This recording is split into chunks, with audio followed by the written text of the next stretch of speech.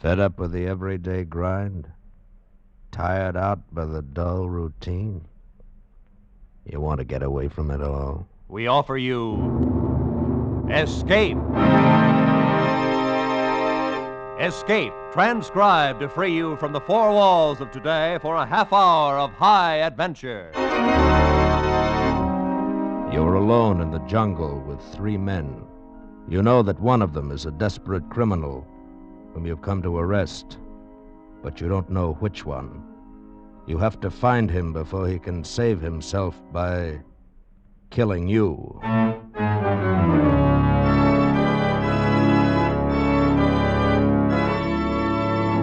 Today, we escape from reality into the depths of a tropical jungle in a tantalizing search for a murder, as L.G. Blockman told it in his famous story, Red Wine.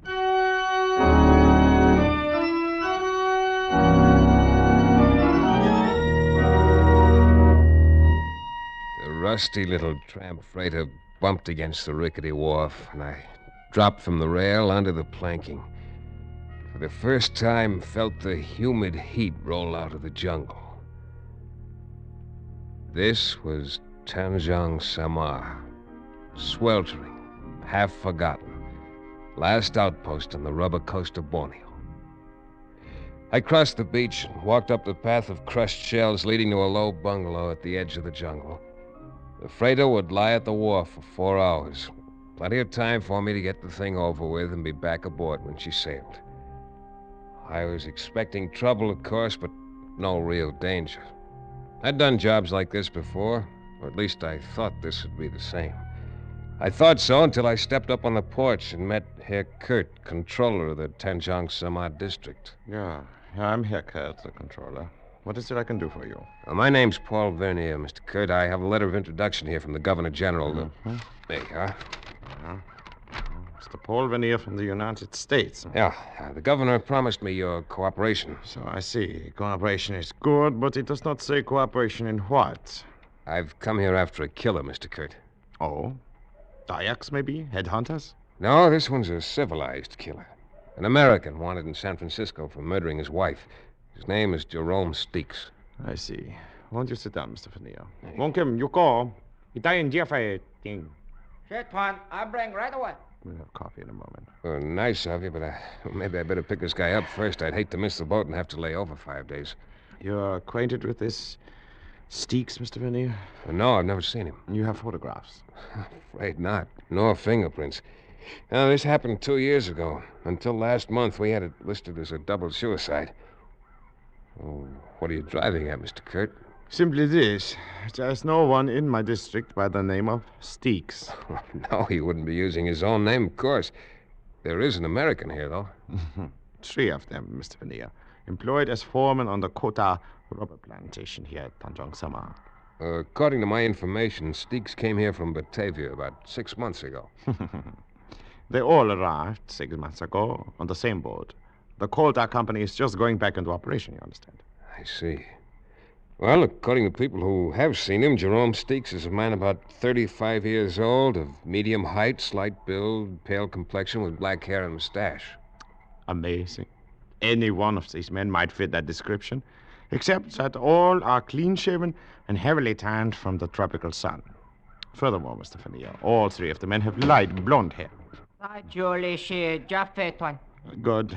Pour 2 cups, Wong. I'll have Wong bring your baggage up from the wharf, Mr. Vernier. It appears your business may take a little longer than 4 hours. I'm certain of the information I got in Batavia. I know the man's here. Then the problem resolved itself into a matter of identification. Well, an hour's talk with the 3 of them ought to do that. I doubt that, Mr. Vernier. The swamps here at Tanjong Samar are infested with fever. Oh? Cream. It is always hot, like now. And the jungles back there swarm with krites. Krites? A deadly little snake no longer in your forearm. There you are. Thank you. And in the rivers, there are crocodiles. So? Men rarely come here unless they are running away from something, trying to lose their past. I think you'll find all 3 men have manufactured stories. So, how is one to choose? Well, sometimes a man can be identified by his personality. Oh, and the personality of this man Steeks is, it's something out of the ordinary. For a foreman on a rubber plantation, yes. I doubt if all three of these men can be aristocrats. And in a sense, well, that's what Steeks is, a cosmopolitan. He's lived all around the world, always associating with top society. He's a lover of fine foods and wine, speaks French and German fluently. What's wrong? Well, he's a gourmet, a bon vivant, a man of perfect taste in clothes and manners. And a murderer. Yeah, and a murderer. Yeah, well. When just three men return this evening, I shall be most happy to introduce you to them. Though it's quite probable they are aware of your identity already. My houseboy there told me you were a detective before you stepped off the wharf. Oh, I see. So, in other words, the murderer probably knows who I am and what I'm here for, but I haven't the slightest idea who he is. Exactly. It's quite an interesting thought, isn't it? More coffee, Mr. Fennier?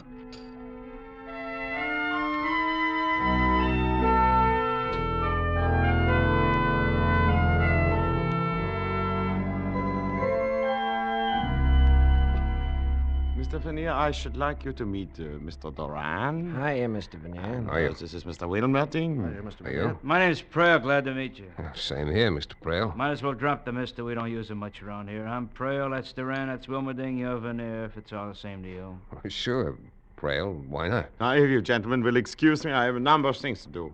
Will you bring Mr. Fennier to my bungalow for dinner?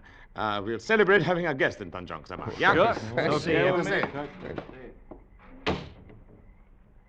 Herr Kurt tells me all three of you are Americans. I don't know whether I'm still one or not. Haven't been to the States in 7 years. Oh, 7 years, huh? And you're an old-timer here, Duran. No, not here.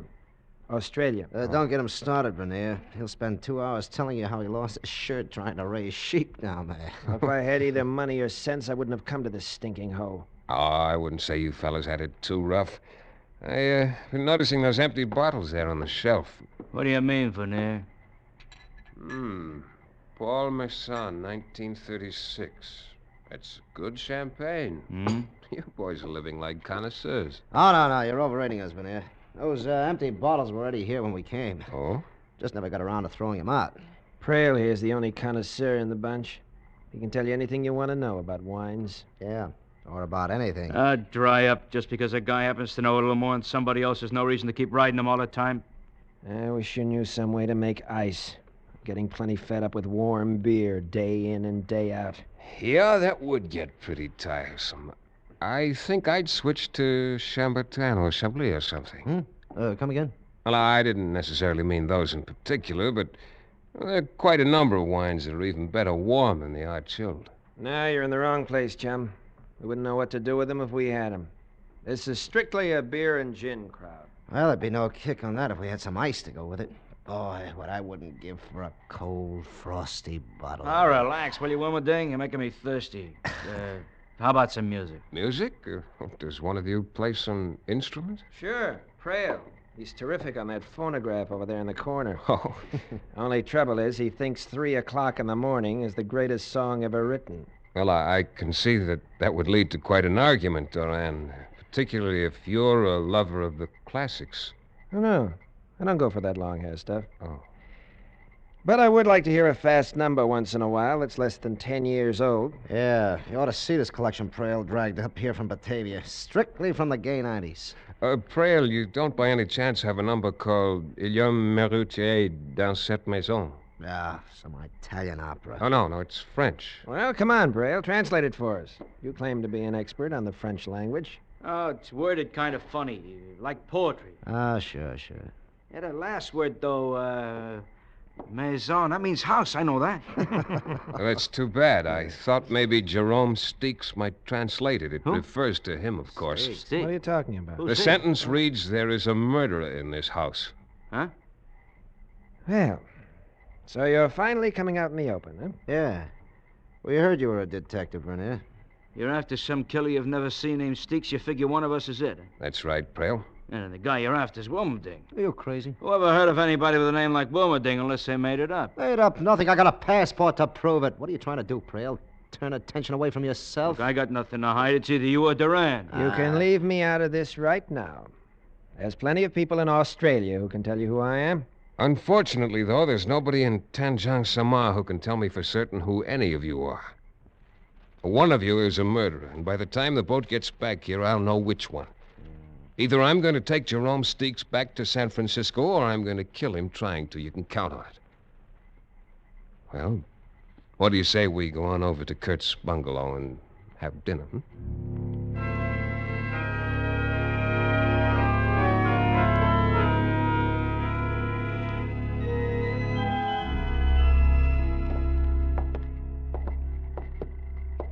That's Wilmerding's room there. Durant sleeps here.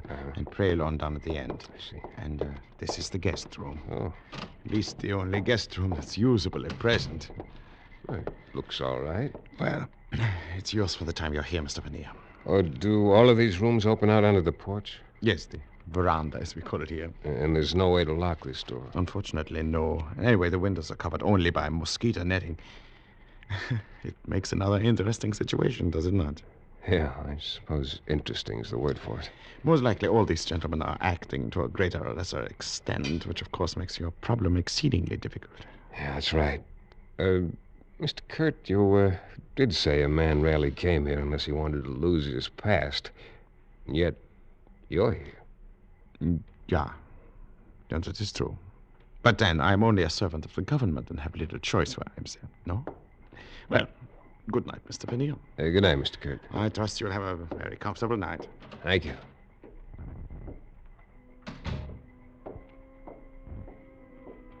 I sat there for a long time after Kurt left, trying to figure things out, getting nowhere.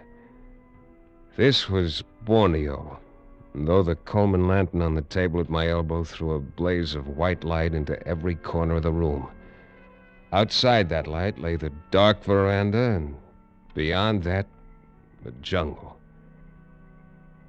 Gradually, the night breeze brought the smell of the jungle into the room, as rich and as exotic as the scent of taboo, fragrant as midnight orchid, as disturbing as the scent of danger. Or maybe it was danger itself I was smelling. Oh. A heavy knife missed my throat by 2 inches, thudded into the bamboo partition, and stuck there, quivering. I doused the lantern in one sweep, dropped down on the floor, and slid my .38 out of its holster. I could hear nothing but the rustle of palm thatch along the eaves, low creaks from the pilings underneath the bungalow, and the soft night sounds from the jungle. Finally, I slipped my shoes off, pulled the knife out of the wall, and dropped it in my pocket, moved to the door, and stepped quietly out onto the veranda. It was empty. Across the railing, the fringe of undergrowth was dappled in silver moonlight. Nothing moved. I paused quickly at the 3 doors, and from each heard the sound of snoring. One of the men was faking, but which one? I'd reached the end of the porch when my eye caught a slight movement in the banana clump a few yards from the steps. Someone was hiding there. I moved swiftly, holding the gun ready. Came within a few feet before I could make out a shape in a red and white sarong, complete with dark tumbled curls and a flower behind one ear.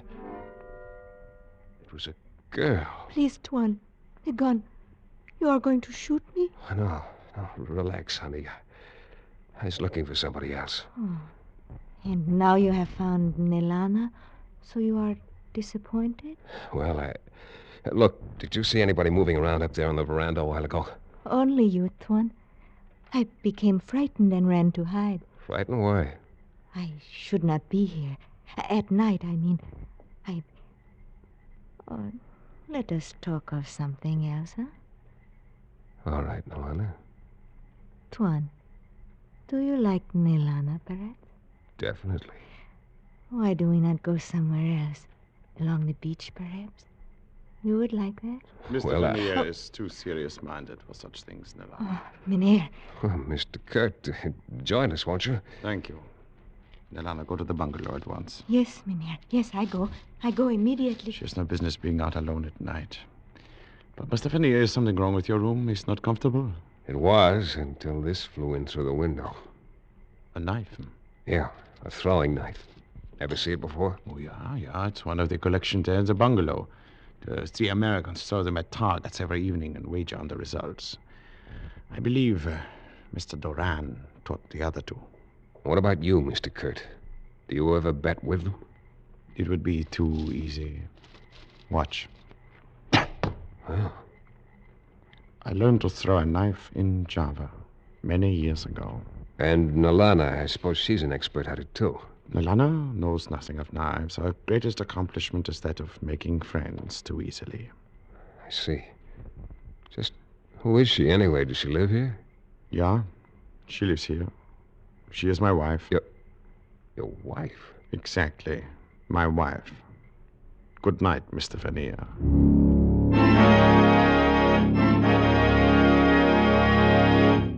In just a moment, we will return to Escape. But first, coming to you in succession, Spike Jones, Jack Benny, and Amos and Andy bring you 90 non-stop minutes of superlative joy every Sunday night when you hear them among CBS's 10 great Sunday night shows. The Spike Jones Show and Amos and Andy are heard over most of these same CBS stations, and Jack Benny comes to you over them all. And now, with our star, Jeff Chandler, we return to the second act of Escape and Red Wine.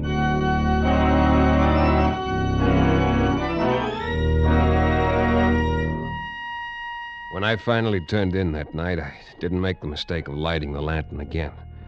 Being a target once in an evening was enough. I undressed in the dark, pushed the bed up to block the door, propped a chair against the windowsill, and lay down on the floor. I kept trying to fit some theory together to account for the things that had happened. When I drifted off to sleep, I was no nearer any answer than before.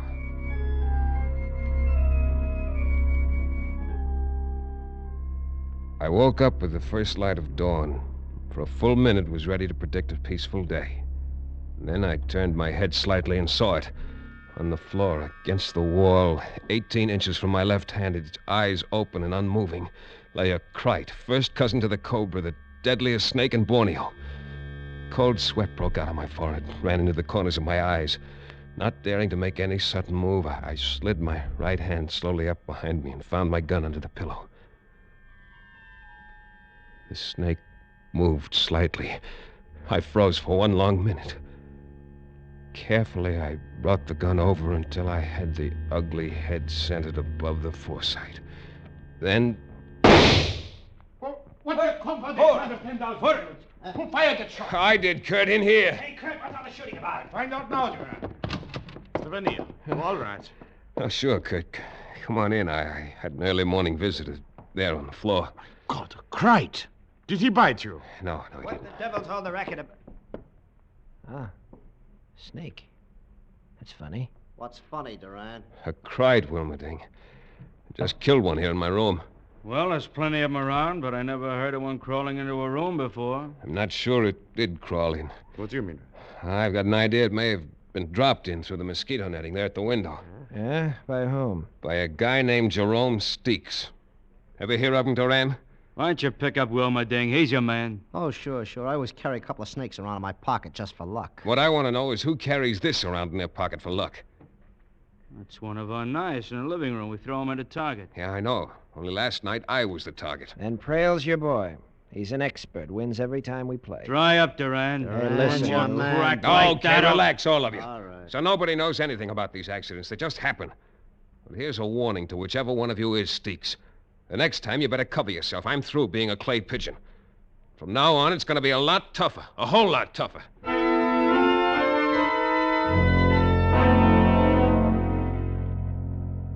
That day passed. The next. I got exactly nowhere. Things didn't fit, didn't add up.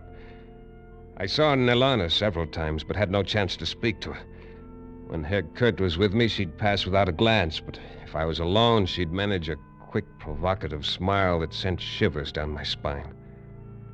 By the fourth day, the tension among us had grown almost unbearable. The steamer was due the next evening on its return trip to Batavia. I needed a break of some kind, had to have one.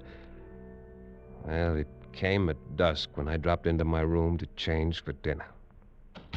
Tuan. Huh? It is I, Nilana. Nilana, what the devil are you doing here? To see you, Tuan. Does that make you unhappy? No, but I doubt if Herr Kurt would think much of the idea. Oh, no, he must not find out. That is why I hide here and wait for you. But he may walk in here any moment. That is true, Tuan. It is why I cannot stay now. But I wish something to ask you. All right, honey, shoot. It is true that you look for a man who has killed a woman in your United States? Yeah, that's right. A man who now names himself by another name? Yes, Norma, do It you know... is perhaps the same one who one night threw the knife at you? Yeah, I think so. Do you know who it is? I saw the knife thrown, Tuan. I was outside, Oh, but... be quiet. It is someone. Yeah, it's Herr Kurt. Oh. He's going into the living room. But he will come here when he does not find you. Oh, I am very frightened, Tuan. I must go. Oh, no, wait. I've got to know. No, there's no time now. Tonight, when everyone sleeps, Yeah. wait by the tall palm at the edge of the clearing. I will come. All right, I'll be there. Nelana has done foolish things, Tuan. But tonight she will fix it all good. You come.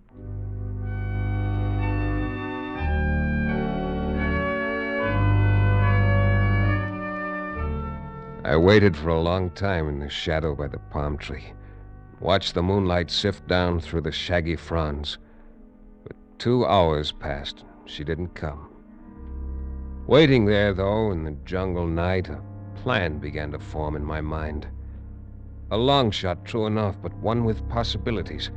It needed luck to work, but I'd come to the point where I had to count on little luck. At any rate, I decided to start the ball rolling the next morning, after breakfast. Now, wait a minute, Vernier. Let's get this straight. And I thought I put it straight enough, Durana. I said the hunt's off. I'm pulling out on that boat tonight. You can all relax. Yeah, but 5 days ago you were so cockeyed sure it was one of us. How come the switch? 5 days ago, Wilmerding, I didn't know you guys. I was certain of the information I'd picked up in Batavia. And I'm not so certain of it now. What changed your mind? A sweet disposition? No, exactly the opposite, Frail. No, I doubt very much if any of you guys is who he claims to be. I wouldn't be surprised if Duran, Wilmerding, and Prale are all phony names, but that's not my business. I came here after Steeks. I've decided now I made a mistake, and that's that. Wait a minute. Aren't you forgetting the fact that somebody tried to knock you off a couple of times? Well, let's just say the reason for that was a side issue. Had nothing to do with Steeks. You come in here, push us around for a week, and then decide it was all a mistake. I'm sorry, Trail. And look, I'm going to try to make up for it this evening. I'm throwing a dinner party at Herr Kurt's bungalow before the boat leaves tonight. You're all invited. Yeah, now that's pretty decent of you, Vernier. I'll get some food and drinks from the captain as soon as he docks. If you're as fed up with Reistoffel and warm beer as I am, you'll be ready for a change. Yeah, sure is all right with me. Well, good. Then it's all settled. And I can promise you at least 2 surprise dishes. Maybe 3 if you care I beg your pardon, gentlemen. Oh, Herr Kurt, come on in. I was wondering if any of you had seen Nelana this morning. Not me. Well, what's wrong, Herr Kurt? I'm rather concerned about her, Mr. Vernier. She has not been home since early last night. I had a couple of ideas about that myself. Ideas I wished I didn't have. Anyway, as soon as the rest of the bunch went about their business, I began my own search for Nelana. I didn't know the country, and it was nearly dusk before I found her. Then I said nothing about it to anyone. But sitting at the table that night while the dinner party moved along, I was seeing everything through a haze of red. The same color as the red in a sarong wrapped around the slim figure of a beautiful girl. I kept thinking how she'd never smile anymore, how she'd never walk in the moonlight again, because somebody had cut her throat. I know a story along the same lines. I never heard that one before. Ah, what a dinner. Boy, after 6 months of rife stuff, I could go crazy about food like this. Yeah, when you throw one, Vernier, you really throw it. That's Well, right. this is only the beginning. Beginning.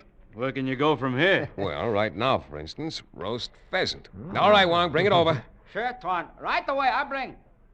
Look Like for me to put here for you to carve, Tuan? No. I wonder if you'd mind carving it, Herr Kurt. Not at all, Mr. Vernier. I should be happy to place it here, one. Boy, I haven't had a roast pheasant since Australia. We used to shoot 'em all the time. Even the smell's enough to drive you crazy. You said it, Prale. Oh, you haven't seen anything yet. The pheasant is the main dish, so the 2 surprises go right along with it.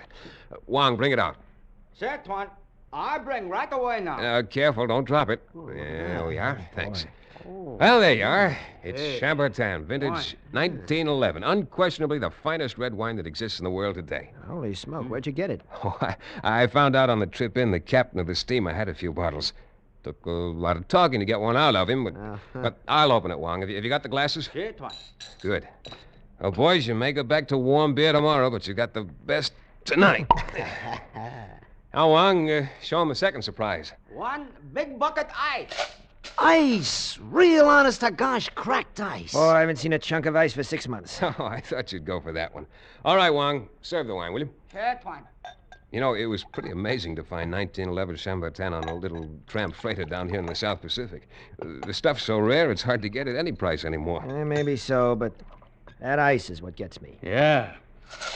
That's it, Wong. Dump plenty in mine. Oh, Wong, stop that. What the devil are you... What's the matter, Wilmerding? Why...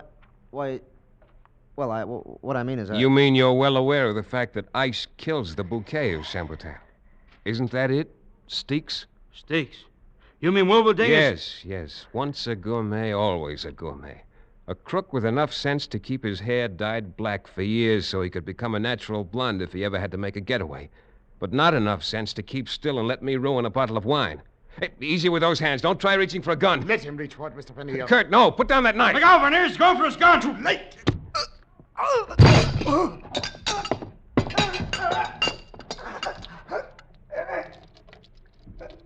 Kurt. Good Lord, Kurt, you've killed him. I'm sorry you do not have our prisoner to take back with you, Mr. Fennear. But I, too, found her body. I knew you had been there. I saw your footprints. I'm sorry, Kurt. And she had been seeing Wilmerding. I had guessed it was one of them. And apparently she found out he was Steaks. Yeah, I know. That's what she was going to tell me, only he didn't give her a chance. She was young, Mr. Fennear. Foolish, perhaps. But I loved her very much. Hey, look. He knocked over that bottle of wine. It's pouring out all over the place. Yeah. Brother, what a mess. Yeah, Duran. It's quite a mess. Only one thing, though. Not all of it is red wine.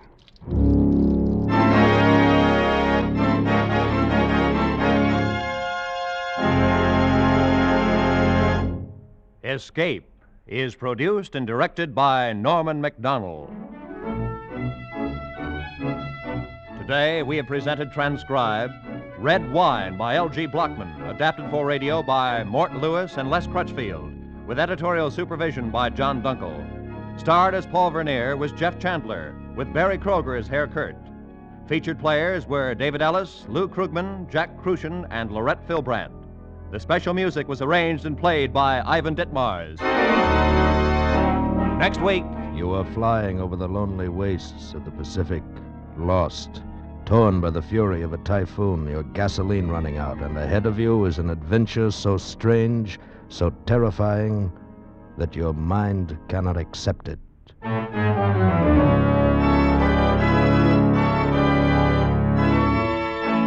Next week, we escape with Nelson Bond's gripping story of a fantastic conqueror's isle. Goodbye, then, until this same time next week, when once again CBS offers you Escape.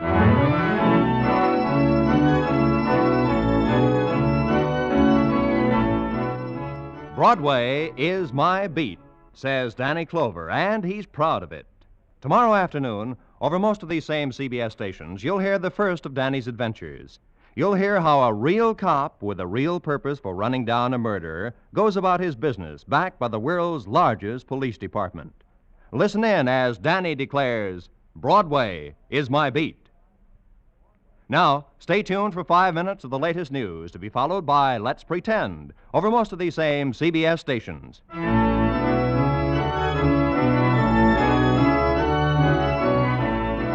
This is Roy Rowan speaking for CBS, the Columbia Broadcasting System.